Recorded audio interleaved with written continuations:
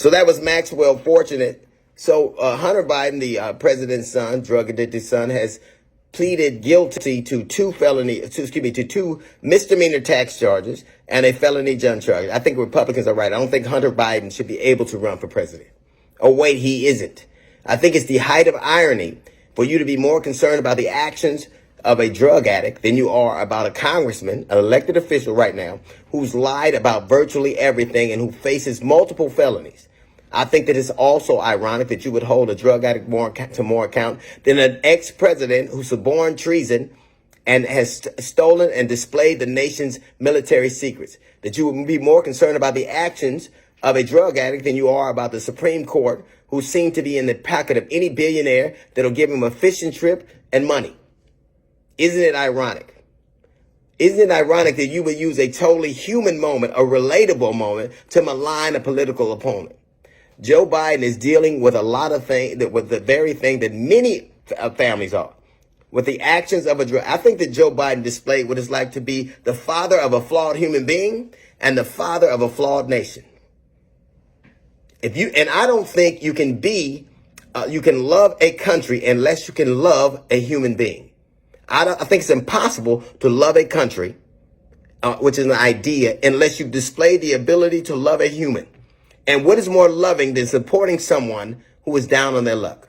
As a parent, what is more loving than loving someone who is unlovable, who has embarrassed you, who has disappointed you time and time again? But what Joe Biden decided to do was to be the father of a flawed man and the father of a flawed nation. He knew, because what he could have done is what Trump did. He could have said, well, this guy right here was appointed, this attorney general was appointed by Donald Trump. They're my political enemy, out to make me look bad. I want you to change him. He could have used the power of the presidency to do that. He didn't do that. He could have gone to the press every day. He could have said this is a political witch hunt. He could have said this is a hoax. They're after me and they're my political enemies. He didn't do that because he knew he had two things. He was being the father of a nation and the father of a country, the father of a nation and the father of a flawed kid. He knew that the son, in order for his son to hopefully learn, he knew that his son had to suffer from the consequences of his actions. He knew that had to happen. And he also knew that this nation needed to see that everything wasn't political, that he would not intercede on his behalf. Stop telling me that the deal Hunter Biden got, any white dude would have got. Any white dude of note would have got the exact same deal. You ain't going to send a white dude to jail for taxes and for a gun possession. You know it wouldn't happen. I don't care if your name was Trump or Biden or Cruz or any name. You could be a white dude in Stanford and you could rape somebody in front of a dumpster. They could know you did it and they refuse to give you time because they don't want to ruin your career. That's not the deep state. That's the state of white America.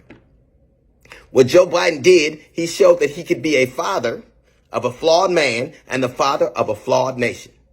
He decided that he was going to let his son bear the consequences of his actions, but he would let this nation see that things could be different, that everything didn't have to be political. You can't love a country unless you can show that you can love a human being. All of our children, if you're a parent, you know what it's like to have your children disappoint you. Whether they got pregnant early or they went to jail or they didn't go to school you wanted them to go to, or they didn't have the job, or they don't do the things you want them to do. They've hurt you and they've disappointed you. And the thing that a child fears the most, is that you will take your love away from them. That you will say, you've disappointed me so much, I don't love you anymore.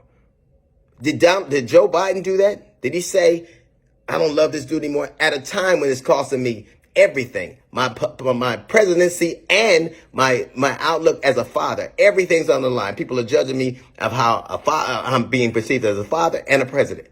He was the father of a nation, a flawed nation, and the father of a flawed child. And when his son pleaded to all those things, did he malign him? Did he throw him under the bus? Or did he say his first words were, I love him and I'm proud of him? Can you imagine what you would be able to do if you knew that you had the love of a parent no matter what? If you can love a flawed man, you can love a flawed nation. You can say, my son is a drug addict and I love him. This nation has racial problems and I still love it. You don't have to deny that those things exist. You don't have to stop your child from going through what he has to go through, or a nation from going through what he has to go through. You can only love a nation, which is an idea, if you've exhibited that you love your child. You have to have that kind of love. There was a thing where I remember this man was running track. His knee or his Achilles went out. He knew he couldn't win, and he staggered around that track. His father ran out to help him win. His brother ran out to help him finish that race. I guarantee you that was more like Biden than it is Trump. Trump would have been embarrassed that was his child. Can you imagine if Trump's child were going through this? He'd have tried to sweep it under the rug. He'd have tried to make it go away. He wouldn't have accepted the consequences of you are a flawed man and I'm running a flawed nation. And I love them both. His actions are more relatable than all of us know what it's like to love a flawed human being. Hell, we are them.